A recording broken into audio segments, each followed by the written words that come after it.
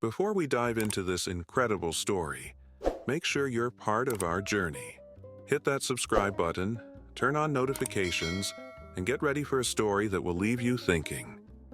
And if you love inspiring tales, a like goes a long way. Dance like a monkey for it. The words hung in the air as a €100 note dangled between manicured fingers. Laughter rippled across the yacht's deck while the young waiter stood frozen, his empty service tray trembling slightly against his crisp white uniform. The Monaco sunset painted the Mediterranean gold, but aboard the Emperor's Dream, a different currency flowed. Crystal glasses clinked against diamond watches as the ultra-wealthy played their favorite game, proving money could buy anything, including dignity. In the corner, partially hidden by a gaudy ice sculpture, a figure in a simple black suit observed without touching his champagne. Michael counted backward from 10, swallowing his pride. His mother's medical bills waited for no one. The wealthy man's smirk widened as the waiter's shoulders slumped in surrender. What happened next would make everyone aboard remember that some things remained priceless in this world. If this moment made you feel something, imagine what's coming next. Hit that like button and stay with us. Subscribe now. Michael Sorokin had memorized the staff handbook: never react to guest behavior, maintain composure, the customer is always right. Nothing prepared him for this moment. His second week serving the super-rich, and already he was discovering the invisible tax on dignity that came with the job. His university tuition and mother's cancer treatments required exactly this, standing before Anton Yerkov, cryptocurrency billionaire, while 5 of his friends wagered on whether Michael would dance for the money. "We're waiting," said a woman in a red dress worth more than his yearly salary. Her diamond earrings caught the fading sunlight as she sipped champagne. "Anton's offering 3 months of your salary for 30 seconds of entertainment. Seems fair." The group erupted in laughter again, phones emerging to record whatever happened next. Michael's cheeks burned with humiliation. Across the yacht's polished deck, other servers averted their eyes, their postures communicating a familiar message. This was simply how things worked in their world. The wealthy played, the staff endured. Some guests pretended not to notice, while others leaned forward in anticipation. This impromptu entertainment had become the evening's main attraction, overshadowing the renowned DJ and Michelin-starred catering. "Perhaps make it 200 for a more enthusiastic performance," Anton added, producing another bill with theatrical flair. His friends whooped in approval. Michael held his breath, mind racing through calculations, rent, medications, textbooks. The agency had promised these Monaco yacht parties would set him up financially for months. What they hadn't mentioned was the cost to his soul. His fingers tightened around the serving tray, knuckles whitening as one simple question echoed in his mind. How much was his dignity worth?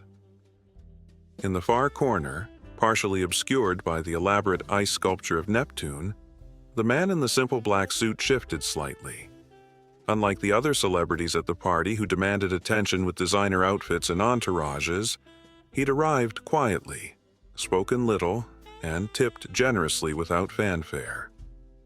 Few had recognized Keanu Reeves, his beard longer than in his films, his presence deliberately understated. He'd come as a favor to a friend, uncomfortable amid the excess but too polite to refuse the invitation. His dark eyes narrowed, observing the scene unfolding with the waiter. He recognized something in Michael's expression, the crushing weight of responsibility, the silent struggle between necessity and self-respect. Keanu set down his untouched champagne flute, the slight movement causing nearby conversations to pause momentarily. Something in his demeanor had changed, a subtle shift from passive observer to someone preparing to act. The yacht's gentle rocking against the Mediterranean waves seemed to underscore a building tension that no one else had yet noticed. Things are about to take a turn. Don't miss what happens next. Subscribe, like our video, and keep watching.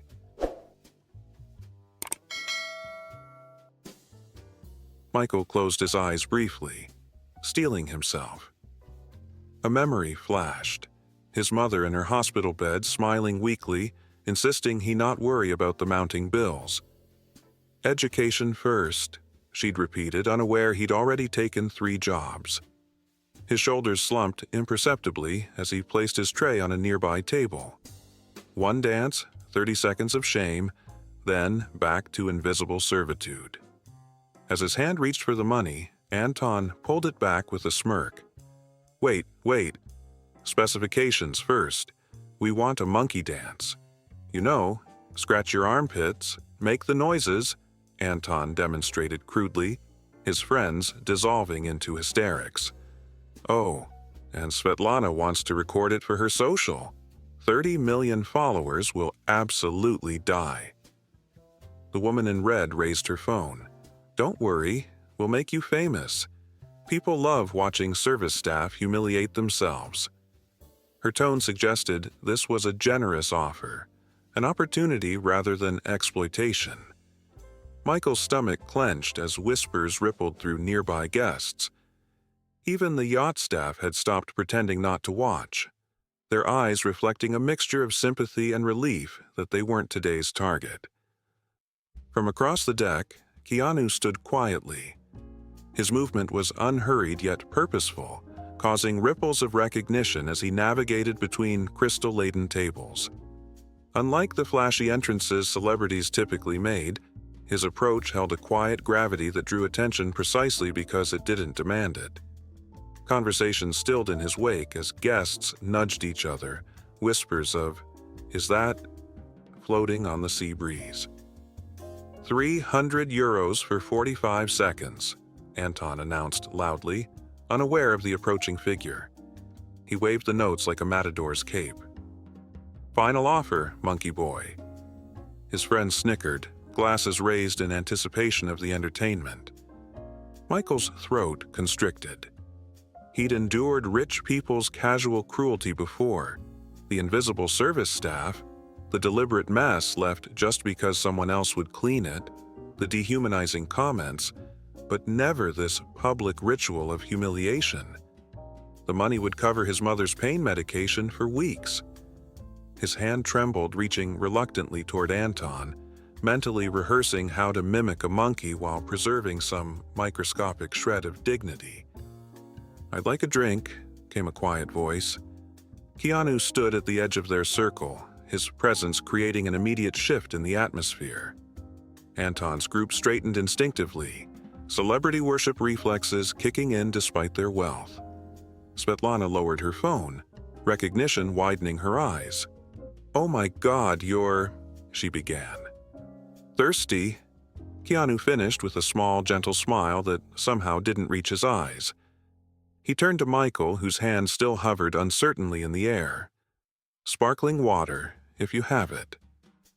His tone was respectful, devoid of the entitlement that characterized most requests Michael had fielded that evening. Anton, unwilling to relinquish his position as center of attention, recovered quickly. "John Wick himself. Join us. We're having a bit of fun with the help." He waved the euros again. Monkey Boy here was about to earn his biggest tip ever. The deck fell impossibly quiet. Even the waves seemed to hush against the yacht's hull. Michael stood frozen between humiliation and necessity, the weight of eyes upon him. Keanu's gaze, however, held something different. Understanding rather than pity, a quiet anger not directed at Michael but at the situation itself. The actor took a slow, deliberate breath, and in that suspended moment, everyone sensed something significant was about to happen. This story is only getting deeper. What would you do in this situation? Comment below, and let's talk. Keanu's hand slipped into his jacket, retrieving a slim leather wallet. With unhurried movements that commanded complete attention, he extracted several large bills, then placed them deliberately on Michael's tray, a stack that dwarfed Anton's offering. His actions weren't theatrical, yet every eye followed each methodical movement. "I'd like to buy everyone's drinks for the next hour," he said, his voice carrying across the now silent deck. "And I'd like this gentleman to take a well-deserved break." He gestured to Michael, whose expression flickered between confusion and disbelief. Anton's laugh shattered the moment. "You can't be serious. He's staff, not a guest. There are protocols." His tone suggested he found Keanu's intervention amusing but misguided. "I'm always serious about dignity," Keanu replied, the gentleness in his voice making the words more impactful than any shouting could have. "And I believe everyone here is a guest on this planet." He turned to Michael. "Would you join me for a conversation? I'd appreciate your perspective on the view." The invitation was issued with such natural respect that it momentarily stripped away the artificial hierarchies that had defined the evening. Anton rose abruptly, champagne sloshing over his custom suit. "This is ridiculous. He's here to serve us, not socialize. I'm friends with the yacht owner." The threat hung implied, his status as leverage. "I'm friends with the concept of human decency," Keanu countered so softly that people leaned forward to hear. "It's a relationship I value greatly." Something in his calm certainty made Anton's bluster seem suddenly childish and insecure. "You're just another celebrity who thinks their opinion matters more than everyone else's," Anton scoffed, trying to regain control of the situation. "This little stunt is probably for your next PR campaign." Keanu's expression didn't change, but something shifted in his posture, a quiet solidity that spoke of battles fought far from cameras. "I think perhaps you've confused net worth with self-worth," he said. "An understandable mistake, but a significant one." He turned to the group. "I wonder if anyone here can remember the last time they went an entire day without being served by someone. The last time they carried their own bags, prepared their own meals, cleaned their own spaces." His words rippled through the gathering like stones disturbing still water. Several guests glanced away uncomfortably, sudden recognition dawning in their eyes. Svetlana lowered her phone completely, no longer recording. The silence stretched, punctuated only by the gentle lap of waves against the yacht. "I've worked service jobs most of my life," Keanu continued, addressing everyone, yet somehow making it feel like an intimate conversation. "The best lessons about humanity don't come from private jets or penthouses." He gestured toward Michael. "They come from watching how people treat those they believe can't benefit them." Michael stood, transfixed, witnessing the impossible, a genuine shifting of consciousness across the deck. Subtle embarrassment colored several faces, others showed thoughtful reconsideration. The artificial boundary between server and served thinned momentarily. Anton, sensing his audience slipping away, tried once more. "It's just a bit of fun. Everyone has their price." He thrust the bills toward Michael again. "Take it or leave it, your choice." Keanu didn't interrupt or step between them. Instead, he simply waited, offering Michael something far more valuable than money, the dignity of his own decision. The young waiter looked at the euros, then at his tray where Keanu's larger tip sat. But it wasn't the amount that made the difference. It was the respect with which it had been given. "It's not over yet. The best part is coming. Make sure you're subscribed so you don't miss it."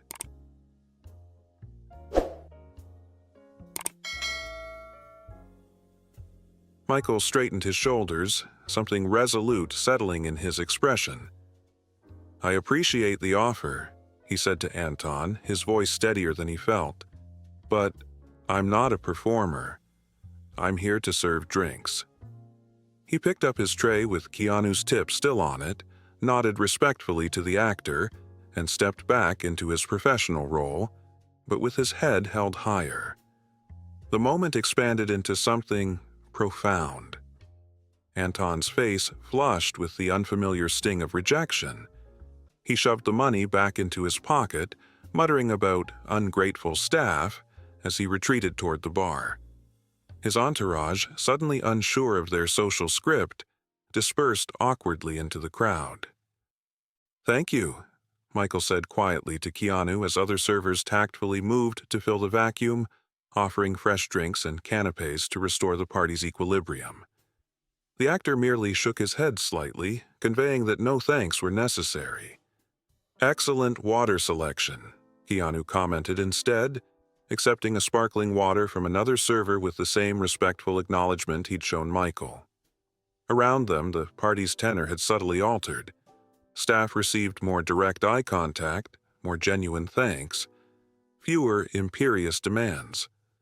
As the night progressed, stories about what had happened spread through the yacht, then spilled across social media in a very different way than Svetlana had initially intended.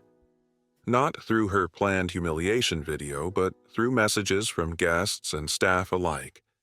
Keanu Reeves just schooled a billionaire on human dignity without raising his voice. Michael continued his shift with a renewed sense of purpose. The generous tip would help with his mother's medication, but Keanu had given him something far more valuable. A moment of being seen as a complete human being, not just a service function. Other guests, perhaps influenced by the actor's example or their own awakened consciousness, began leaving larger tips with more thoughtful interactions. Near midnight, as Michael served a table near the railings, he noticed Keanu in quiet conversation with several other service staff, listening intently to their stories. Unlike many celebrities who performed charity publicly while treating service workers poorly in private, Keanu's respect remained consistent whether cameras were present or not. The actor caught Michael's eye across the deck and offered a small, genuine nod of acknowledgement. One human being to another. Days later, Michael called his mother from his small apartment, describing the evening while carefully omitting the humiliation he'd nearly endured. Instead, he focused on the unexpected lesson he'd witnessed. How true power resided not in the ability to make others feel small, but in the choice to elevate those around you. The encounter had crystallized his determination to finish his education, a path that suddenly seemed more achievable with the surprising job offer he'd received from one of the yacht's guests who'd been impressed by his professionalism.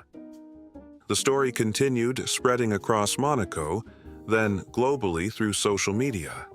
Shares and comments multiplied not because of celebrity worship, but because the moment had captured something people desperately needed to be reminded of. That dignity wasn't a luxury good with a price tag, but a birthright belonging to everyone. In a world increasingly divided by wealth and status, Keanu's quiet intervention resonated because it wasn't a dramatic confrontation or public shaming. It was simply one person recognizing another's humanity and reflecting it back to a room that had momentarily forgotten. The most powerful action hadn't been the money or even the words spoken, but the fundamental recognition that had been exchanged. The acknowledgement that sometimes the wealthiest person in the room isn't the one with the most impressive bank account, but the one who understands the true value of human connection. Wow, what a story! If this moved you, imagine what else we have for you. Hit that like button, drop a comment, and let us know what you think.